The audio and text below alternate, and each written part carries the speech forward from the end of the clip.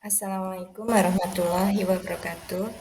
Jumpa lagi dengan saya Nur Rahmawati, calon guru penggerak angkatan 7 SMA Negeri 1 Slawi, Kabupaten Tegal. Hari ini saya akan menyampaikan koneksi antar materi modul 2.1 pembelajaran berdiferensiasi. Apa itu pembelajaran berdiferensiasi? Pembelajaran berdiferensiasi adalah usaha guru untuk menyesuaikan pembelajaran di kelas untuk memenuhi kebutuhan belajar individu murid. Artinya, pembelajaran berdiferensiasi adalah pembelajaran untuk mendukung semua murid di kelas kita. Maksudnya apa ya? Setiap anak unik. Mereka mempunyai kelebihan dan kekurangan masing-masing. Mereka mempunyai minat, gaya belajar, kemampuan literasi, dan lain-lain pasti berbeda. Disinilah dibutuhkan kemampuan guru untuk dapat memenuhi kebutuhan murid yang berbeda-beda agar merasa nyaman di kelas dan tentunya tujuan belajar dapat tercapai.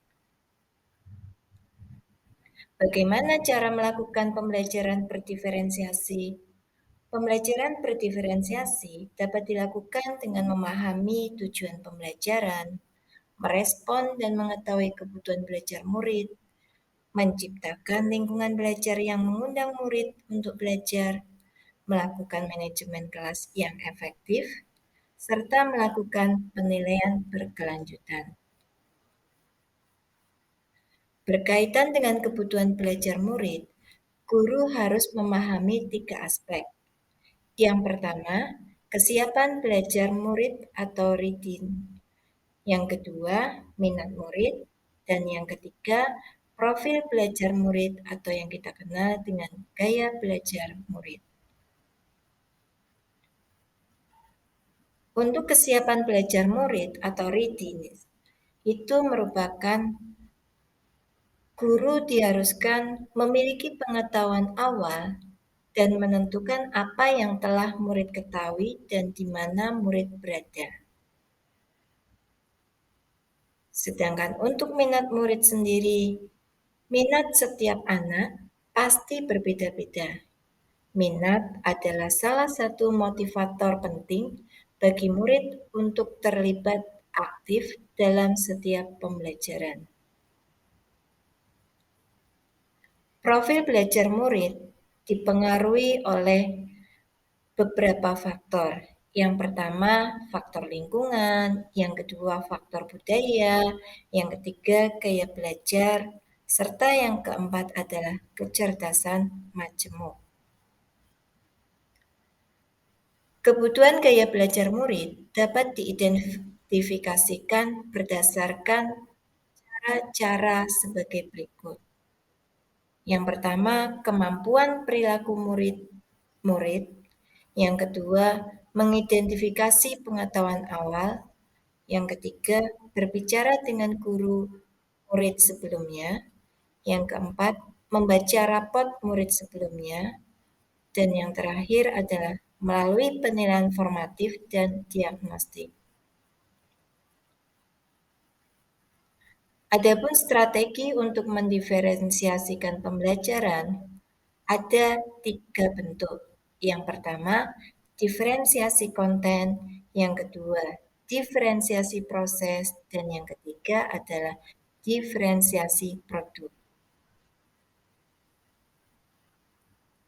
Diferensiasi konten itu sendiri berkaitan dengan apa yang kita ajarkan, seperti materi, konsep, atau keterampilan yang perlu dipelajari berdasarkan kurikulum.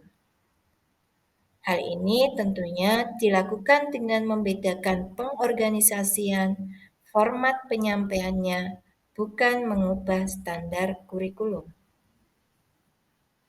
Adapun diferensiasi proses, kegiatan yang memungkinkan murid berlatih dan memahami atau memaknai konten dengan cara membedakan proses yang harus dijalani oleh murid. Sedangkan diferensiasi produk, bukti yang menunjukkan apa yang telah murid pahami dengan cara membedakan, memodifikasi produk sebagai hasil belajar murid, hasil latihan, penerapan dan pengembangan apa yang telah dipelajari. Adakah keterkaitan modul pembelajaran berdiferensiasi dengan modul-modul yang lain? Tentunya ada Ibu Bapak. Kita bisa lihat dari modul 1.1, modul 1.2, modul 1.3, modul 1.4, dan modul 2.1. Untuk keterkaitan modul 1.1 dan modul 2.1 adalah di sini, untuk dapat melakukan pembelajaran berdiferensiasi, maka guru harus dapat memahami kebutuhan belajar anak sesuai kodrat alam dan kodrat zaman berdasarkan filosofi Ki Hajar Dewantoro. Sedangkan konektivitas antara modul 1.2 dengan modul 2.1 dalam melakukan pembelajaran berdiferensiasi, seorang guru penggerak harus berpihak pada murid dengan reflektif, mandiri, kolaboratif, dan inovatif untuk menciptakan pembelajaran berdiferensiasi agar dapat memenuhi kebutuhan murid. Dengan demikian, seorang guru penggerak dapat mewujudkan kepemimpinan murid dengan menuntun murid merdeka belajar. Hal ini sesuai dengan nilai dan peran guru penggerak. Untuk konektivitas modul 1.3 dengan modul 2.1, pembelajaran berdiferensiasi dapat menjadi salah satu strategi untuk mewujudkan visi guru penggerak yang berpihak pada murid. Konektivitas modul 1.4 dengan modul 2.1 dalam pelaksanaan pembelajaran berdiferensiasi antara guru dan murid harus ada kesepakatan kelas. Kesepakatan kelas ini tentulah dibuat terlebih dahulu agar proses pembelajaran dapat berjalan dengan baik sesuai dengan nilai-nilai budaya positif. Demikian koneksi antar materi modul 2.1. Semoga menginspirasi. Terima kasih. Wassalamualaikum warahmatullahi wabarakatuh.